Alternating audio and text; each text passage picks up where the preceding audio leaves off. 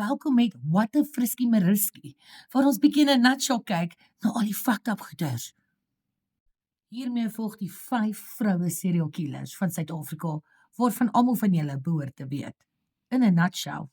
Wie van julle het al gehoor van die poisonous nurse, die musician's wife, the baby killer, die cemetery killer en die insurance killer?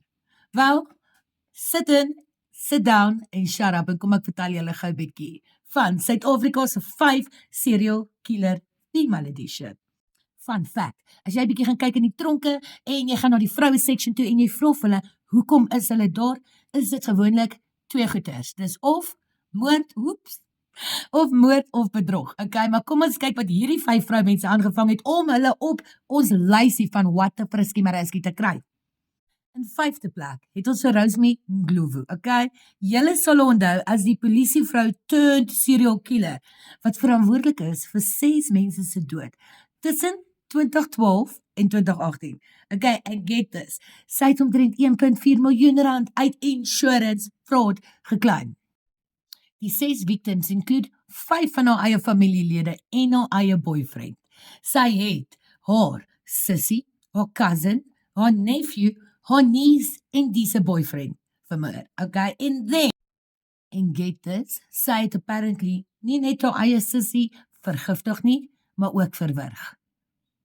What the fuck, Rosemary? What the fuck? In 4de plek, onthou julle vir Dina Rodriguez? Sy is dan bekend as die baby killer. Die jaar is 2005, in Junie, okay? En Dina het shockwaves deur die land gestuur toe sy 'n 6 maande oue babatjie laat vermoor. Ja, jy het reg gehoor. So apparently het sy 4 courier ouens gehuur, okay? En die het die brutal daad uitgevoer. Die motief vir die moord? Jealousy. Sy was jaloers op haar eie kerel se baba. What the fuck, Tina? What the fuck? In 3de plek het ons vir Shanae van Heerden, okay, aka die cemetery killer.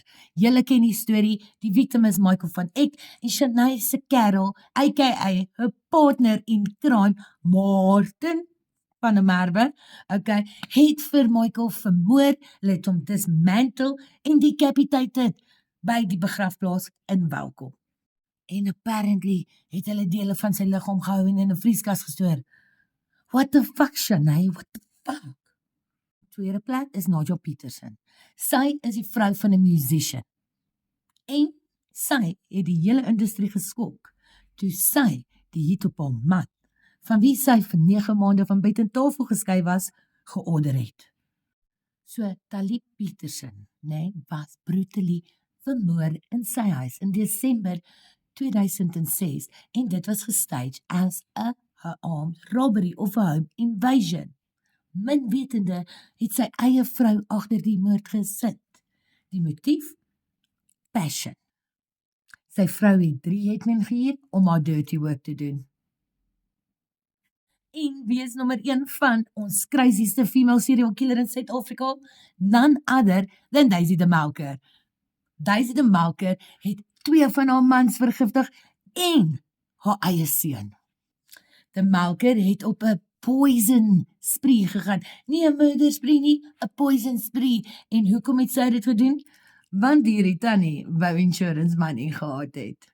Dit is nogal ever aankeer hoekom sy haar eie seun vermoor het. Maar ek dink maybe moet ons bietjie 'n deep dive doen in Daisy de Melker.